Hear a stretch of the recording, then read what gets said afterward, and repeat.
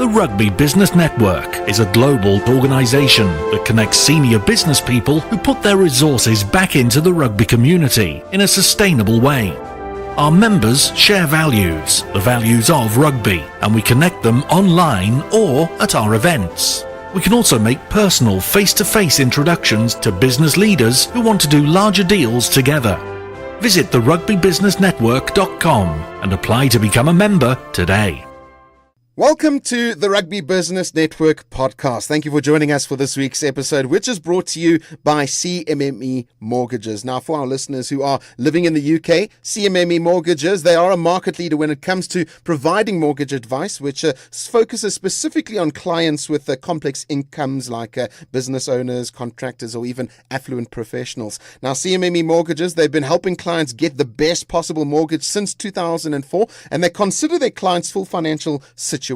For more information, all you got to do is visit cmmemortgages.com/rugby and see how they could possibly help you. Now, as you know, there are a number of rugby charities which exist around the world, each with their own unique qualities and areas of interest. But there are very few which can compare to the School of Hard Knocks, and we are so privileged to be joined by the organization's CEO, Ken Cowen. Ken, we're so grateful to have you join us on the Rugby Business Network podcast to tell our listeners more about the charity and its incredible journey thus far. Thank you for taking the time. It's great. It's great to chat to you.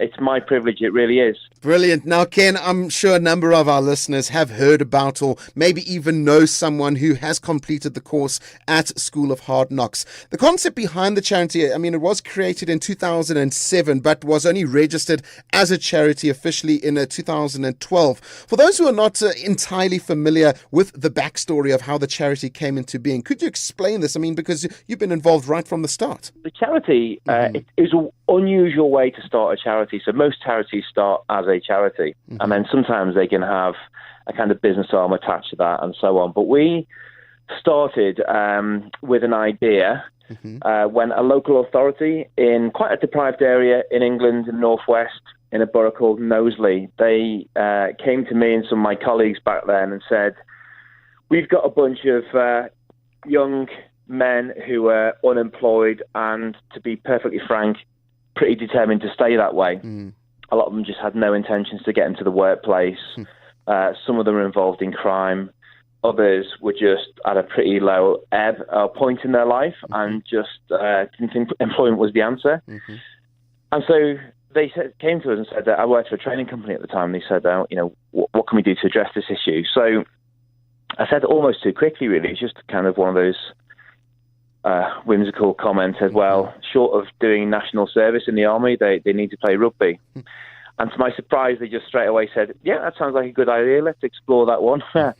So it wasn't long after that I put together a bit of a concept paper. I came to present it to them. And that's really how we started School of Hard Knocks. It was a course, an employment course, commissioned by a local authority to address unemployment. What I didn't realize at the time was just how holistic the whole thing was and how the benefits are much wider than just getting people a job. So we know now then, Ken, as you mentioned, School of Hard Knocks, it uses sport, rugby in particular, to tackle these issues that are surrounding unemployment, crime, poor health, and assist the people to take that positive step forward in their lives. But how exactly does it work, Ken? Who approaches who? What's the process of how someone who is down on their luck, had a history of crime, get involved to get the help they need? We actually have two audiences. We have two kind of beneficiary groups, if you like. One are adults who are long-term unemployed, and in the last few years we've been working a lot with children who are just on the cusp of permanent exclusion from mainstream education. So for the adult courses, it's just 8 weeks long, the course. We give people a challenge. We find them in the job centres, or sometimes different agencies will refer them to us. And it could be people from different charities, like a homeless charity, or people who have got problems with alcohol or drug addiction. Various different organisations might pick up the phone to us and say, look, can you work with such and such an individual? But by and large, we get our adult participants through our staff going into the job centres for a period of 3 or 4 weeks per course. And they will just literally approach people and say, look, I don't know if you're up for a challenge. We'd like to propose something a little bit different to you, because, of course, a lot of courses these guys go on to help them think about employment they're stuck in a classroom, it's breeze block, it's strip lighting, there's blinds across the windows, they can't get outdoors. And it just reminds them of school, and so they hate that. Yeah.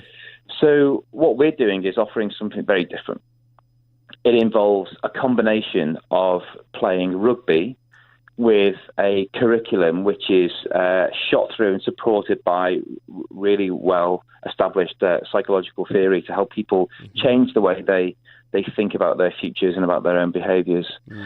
Half the day will be rugby training, and then the rest of the day will be spent chatting together, bit of lunch, a whole group session, then some one-to-one support. But here's the big thing. We say to these guys, many of whom have never played a game of rugby in their lives, and I know this because even just this week I've got the bruises on my arm right now to demonstrate. I went down and worked with some guys who are on literally their first ever morning of rugby, and they're completely bemused by the idea. Wow.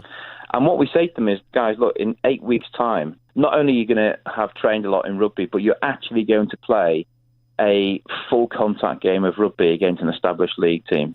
Wow. And what that does is really focus them very, very quickly. And it bonds them as a team very quickly as well, because we can say, look, this is not a course you can choose to drop in or out of. I mean, you've got to look around the guys in this room. You've got to commit yourselves to them. So for the first time, perhaps many of them, they're learning about responsibility, not just to themselves, but to other people. And it's a huge challenge. It's a physical challenge. It's an intellectual challenge. It's an emotional challenge. And then, of course, at the end of the 8-week course, we do play a game of rugby, and then we have a jobs fair where we try and introduce them to lots of employers. And they go on their way. We give them ongoing mentoring support. But really, I think the magic happens through the actual rugby playing. Yeah. It's just wonderful to see people getting their heads around, because a lot of the guys in the UK, they play soccer. That's their main thing. Yeah. And so you see them trying to drop back in defence, or try and hang around what they think is the goal area. And so when you just introduce the basics of offside, where basically you've got to get behind the ball, and you've got to pass the ball backwards to go forwards, it's bewildering to them, but slowly they start to get it, and they get to see it, because we have really fantastic coaches who have very smart ways of making that happen. And it's remarkable how friendships develop so quickly. And this is what I mean about it being much more about employment. You see very, very powerful social bonds begin to develop. You see people start to encourage each other, to phone each other up, to say, where were you today? So they are the ones who kind of self-police the group. They start to feel more hopeful for the future. Their sense of self-efficacy grows, and there's so much that goes on. It's such a brilliant concept behind all of it. But Ken, over the years now, what's the most common type of person that you've seen that's come along to do the course, and what sort of success rate has it had? That's a great question, because first of all, in terms of what type of person, there is no such thing as your typical School of Hard Knocks participant. I mean, really, it never ceases to amaze me. People, I think, have a perception that it's guys who are, full-on gang members or criminals, but it's honestly not like that. We always, suppose if you get any group of young men who are unemployed between a certain age group, there is a chance that a certain number are going to have criminal records. Yeah. And that is always a barrier to some. But we have, of course, now we have 50% women on our courses as well as men. And that's been a great thrill for us to become more inclusive as a charity. And you just get every type of person. So even just in the last few months on various different courses we're running in Wales, London and Scotland, we've had some people who are trying to overcome drug addiction. We've had some women who we were not allowed to use their proper names or ever photograph them or give a clue as to where they are, because they were trafficked. They were trafficked sex workers. There's a local agency looking after them, and they just said, we think this will be really good for their self-esteem and give them a different outlook on life and start to be really cared for, and to start to interact, frankly, with men who were positive in their lives. and wanting to give something to them, which is, positive and wholesome. So even just that was a very, very powerful thing that was happening. We've had people with not a single qualification to their name. We have lots of people who struggle with literacy, numeracy. So you get the full spectrum of people with multiple barriers between where they are now and where they want to be in life. So there is no such thing, I don't think, as your typical. In terms of successes, again, that really varies. So generally, we're about 40% of people into work, and bearing in mind some of these people have serious barriers and are hard to reach. So in terms of a sense of hopefulness and mental health and well-being, we're people right up into the 90s feeling more hopeful for the future. Wow. Almost everyone who comes on the course feels as if they've made huge strides forward. A lot of people go back into education. A lot of people retrain. It's not just about getting people into a job. It's taking people forward. Incredible. Now, Ken, as you mentioned a bit earlier, School of Hard Knocks, it has two separate programs, one which assists the school kids and the other the adults. The significant difference between the two is that the school course, like you said, is 3 years long, whereas the adults program is completed in 8 weeks. In what other ways do they differ? And at the same time, are there similarities they share in terms of how the program is structured?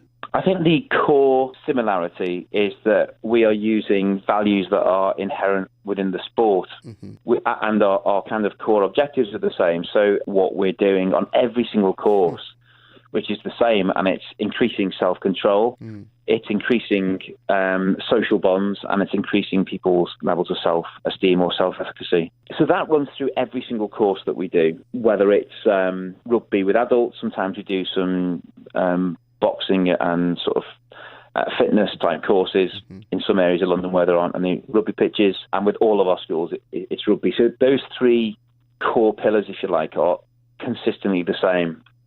I think the difference between the adult and children work is the long-term needs. So our children are always close to Last Chance Saloon. These are children who have behavioural issues, or certainly a strong sense of disengagement from mainstream education. And if you remain in that way, then the chances are, your life chances are massively diminished. And so we need a long-term intervention. So the first big difference is the amount of time. And we feel that if we just do 8 weeks with children, a bit of rugby and a bit of mentoring, we're not going to make much difference, because they're at such a strong age of change in their thinking and in their bodies, and just in their general mental development as well, that we need consistent role models week in, week out. So we are there every school week, even during the summer. We're doing rugby sevens with them all through the school year. During the school day, we take them off curriculum for half a day. And the key difference is that our coaches are the same every single week. We ask our coaches to make a moral commitment to stay at least 1 year. Normally they want to stay forever, but we say, look, these children need consistency. They just don't have consistency in their lives, especially when it comes to male role models. And we also provide, which we don't have in the adult courses, behavioural coaches. We come in, we're on first name terms with the children. We're not teachers, we're not policemen, we're not social workers, we're not carers, and we're not parents who are often not very positive in their lives. And so we are just these people who come in and do rugby with them and give them a bit of happiness in their lives, who they can trust. What we have found is that a lot of the young people are disclosing things to us they haven't even disclosed to social workers or police or parents or teachers. And that puts an added, I think, stress on our staff. So we've had to provide a lot of safeguarding training to help equip our coaches to deal with the difficulties of that. So I think they're the key differences. We're working with all of our children, and we're in it for the long haul. Fantastic. Now, Ken, why rugby? I mean, the course, as you mentioned, it is also done through boxing and strongman training. But what makes rugby so effective in helping transform these people's lives to go from being unemployed adults to finding sustained employment? Such a good question. So for me, rugby, it provides several things. One, it provides great friendships. You don't always really like every single teammate that you have, but there is that moment, isn't there, when you step over that white line and you just go into battle against another team, and you'll do anything for your team. And that's a very forceful lesson to impose on people, just to say, look, here's the value of finding a context where you can make great friends, or even if you're not going to be great friends, great teammates who you learn to work with. And that is just an obvious lesson to learn in life if you're going to equip people for the rigors of the workplace, which it's often just the same, isn't it? You don't like all of your colleagues, but you just got to crack on and work with them. And if you can demonstrate to yourself and prove yourself that in just a short amount of time, in 8 weeks, that you can win the trust of other people and learn to work hard for them, then that's a very powerful thing. That's one thing about rugby. And you could say, well, you could have the same in any sport, but I think here's the difference. And it's the attritional side of the sport. It's the collision. It's physicality of it. For adults, I think it's about overcoming fear. Most negative behaviour is fear-driven. People are afraid of opening letters from the bank if they're in debt, so they just store them in the gas cupboard. People are maybe afraid of leaving gangs. People are often, they've experienced so much rejection from job applications, they're now fearful of applying for jobs. Those consequent behaviours are negative. They need to keep applying for jobs. They need to deal with financial issues. And so they need to learn to overcome fear in a positive way. This is just a kind of psychological way of demonstrating to them that if you overcome fear, that is actually a good thing for you. I think a lot of it for the children, but also a lot of the adults as well, is teaching people about conflict. So when you get a fight in a pub or on the street, or for children in a school playground, nothing good ever comes out of that. In rugby, you get physical collisions all the time. I mean, but there's something very different happening. So if you run into me, ball in hand, and I tackle you, then your first instinct isn't to, punch me on the nose and say, how dare you tackle me? Your instinct is to think about your team. And so you're saying, well, I've got to manage my body as I go to the floor so that the ball is presented to my own teammates. Then I've got to let go of the ball, and then I've got to get back on my feet. And me as a tackler, I'm thinking, I've got to release the players. I've got to roll away. I've got to get back on side. Got to get back in the game. And so the imposition of law, the laws of the game, provides a context whereby people can play, really physical, attritional game where there's these huge moments of conflict. So we can recalibrate the minds of young children when it comes to conflict. And we can say to them, you've gone through a whole morning today of pretty full-on of contact, and you haven't swung a punch, you haven't kicked off. That is brilliant. Imagine where, think back where you were 4 weeks ago. You'd have hit somebody for that, and now you got on with the game. So then you challenge them. Then you say, if you can do that in this rugby session, can you just get through the rest of the day without getting into a fight? Because you've proven to me that you can do that. So you can control your emotions. So for me, that is rugby. It's about overcoming fear. It's about creating powerful teams. And it's also about the self-control. Yeah, and it's so wonderful how these values and traits and skills that they transfer so well into teaching the kids and adults these valuable life lessons. Now, Ken, the charity, it is based in London, but it has expanded all over the UK and is even in New Zealand. Are you surprised at all by how quickly it has spread, or was it a bit of a process to get people and other organizations on board and convince them that what School of Hard Knocks is doing is remarkable? One thing we haven't talked about is that in that very first School of Hard Knocks course, a friend of mine in Sale Sharks, he contacted Sky Sports and he said to the then exec producer of rugby there, Martin Turner, there's a really interesting thing happening in Sky up in Liverpool, Knowsley area. You might be interested in this. So sure enough, they came along and they filmed it. And then they said a few months later, this went down well with the rugby viewing public. Are you going to do it again? And I didn't have any plans at the time, but we quickly decided we'd do another program, another course, and they came and filmed it. And then they filmed it again. So we ended up doing 9 series with Sky Sports. And it was only after the 3rd series that we started to think, I started to think with 1 or 2 friends, including the England scrum half, Andy Gomersall, he was key in that discussion, that we should be setting this up as a not-for-profit.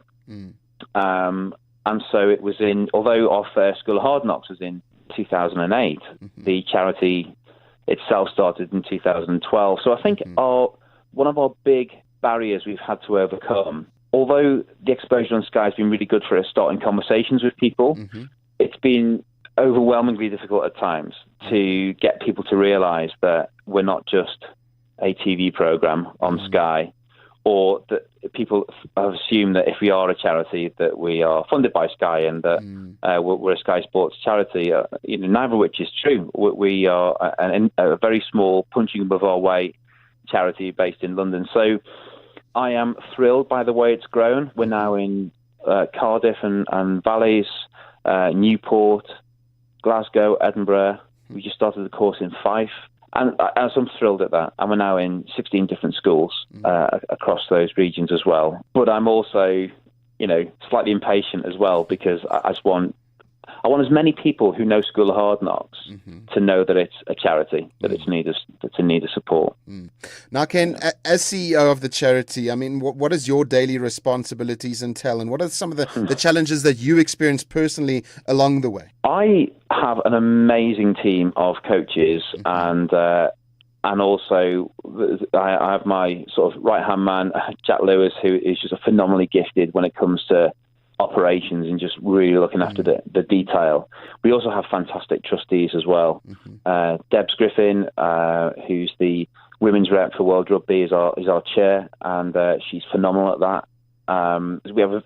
We have a very smart group of business ambassadors as well who help us in different ways. So we have some great support, but of course, day to day, I have to be ultimately responsible for safeguarding of children and make sure that's being done well and responsibly, for training of staff to make sure that our delivery in the front line as we grow doesn't get, that the quality doesn't lesser at any point. We don't have a fundraising team, so I'm also responsible, along with Jack and our other regional directors, to do all the fundraising. So, we're constantly out talking to different people, whether they're individual donors or maybe some wealthy individuals or businesses, about the charity and how we very much need the support of people out there to keep this work not just growing, but just maintaining. There's never a dull day, I'll put it that way. Well, Ken, I'm now interested to know, and I'm sure listeners are too, if there's perhaps a particular story that you could share of an individual who completed the course and is now a completely different person. I'm sure you have many of those stories, but is there someone or a few people that stand out for you in particular? Can I be indulgent and mention two? Yeah, I sure. promise to be quick. No, Great. go for it. Okay, so one about a child. A couple of almost 18 months ago now, a boy came to one of our. I'll change his name. We call him Jamal in School of Hard Knocks, but we change the names of the children. He came along, and his school in East London asked if he could come onto our course, not because his behaviour was bad, but because he's just utterly bewildered. He'd not long come over. He was a Syrian refugee, had been in the Calais jungle with just his brother, and during the chaos of the Calais jungle living, he lost his brother. Sure. He still to this day does not know whether his mum and dad are alive or not. He came to this country not knowing the language, not even really knowing where he was, not knowing what to do, not knowing where his family were, and so of course he's completely bewildered, young lad of 14 and 15. Sure. So he came on the course, and then one of the great things that he said to one of our coaches at the end of the first year was that this is the only hour in his week that he really looks forward to, the bit when he's just out there on the rugby pitch training. And she said, my colleague Cheska, who's a behavioural coach, she was saying that he just had this massive grin on his face as soon as he stepped onto the pitch. So he's with us for a couple of years, and we just two things happened. One, Cheska started to ask the question, why can't he find his brother? Are there agencies who specialise in that kind of thing? So we looked at some other partner organisations who look to reunite family members who are refugees and lost from each other. And he actually found his brother, which is fantastic. Yeah. And so he was reunited with his brother. But the amazing thing is, in just a short amount of time, just in a couple of years, he has really grasped the language. And now he's in sixth form college doing A-levels, and he wants to go to university. And that is down to his educators and his teachers, but it's definitely down to our coaches as well, and behavioural coaches who just worked with him week on week on week for a few years, just helping him feel more hopeful for the future. And that's just one little snapshot of many, many hundreds of children who are helped weekly. In terms of adults, it's more of a group story, really. This is something that moves me consistently, and I talk about it a lot, because in 2015 we did a Welsh course, which was actually filmed by Sky, and there's one boy on there, Paul, who'd never played rugby before. He was massively overweight. The guy was like 24 odd stone, and so by the end of the final game, which we did at the Arms Park over in Cardiff, he couldn't play a full game, but he came on for the last 10 minutes. So there was a massive crowd there. They really cheered when he came on, and he caught the ball, ran with it. He loved it. It's one of the best days of his life. We also managed to get him his first ever job. And this guy was engaged, and he had a little baby, so it was critical for him that he got a job. The tragedy is that 9 months later, he contracted cancer, which was basically incurable. And so these boys who, society will often look at our typical School of Hard Knocks cohort and say that, wouldn't trust this lot if your life depends upon it.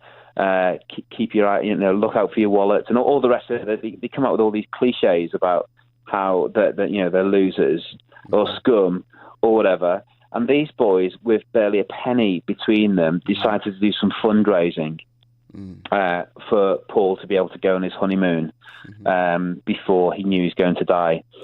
The tragedy is that he did die before he even went on honeymoon. But here's a powerful story. They wheeled him, these lads wheeled him down the aisle to get married. And just a matter of weeks later, the same lads carried his coffin down the aisle at his own funeral. But they still carried on doing the fundraising. They did another fundraiser just a few weeks ago, 18 months after his death, so that his family can afford a headstone for his grave. It's just phenomenal what happens when people go through this course. These boys have just come together and done something utterly remarkable for a young widow and her child. Wow. Phenomenal stories, Ken. Let me just catch my breath there for a moment. Thank you so much for sharing that with us and our listeners. Ken, as you know, School of Hard Knocks, it's a charity partner of the Rugby Business Network, and we're so proud to be associated with your organisation. In your opinion, though, what makes this partnership work? Do you know what? What I love about the Rugby Business Network is Column's completely changed the way I think about any sort of meeting, because, running a young charity, we started off with quite a cap-in-hand mentality, going into every meeting saying, I wonder if you could do this for us, I wonder if you could do that for us. But Colin Hannon, the founder, always starts every meeting by saying, you introduce yourself and you say, and what can we do for you? And that's fundamentally changed the way I meet anyone new for the first time. I always make sure we say, what can we do for you? We're helped this week by a team of super talented people from Penguin Publishing, biggest publishing house in the world. And yet still, we ended the day by saying, look, guys, this is a serious offer. What can we do for you? If you think of anything, please let us know. And so that's been a real lesson I've learned from RBN. But it's also just given us a great opportunity to meet with some people who are often very successful in their business lives. It's a very wide-ranging group of people, but who are passionate about the sport and they just understand it. They just get it. They get the values inherent within the game. And that is priceless for us to be part of that. So we've made some great friends. We've had some wonderful opportunities, but we've learned some great lessons as well. Phenomenal.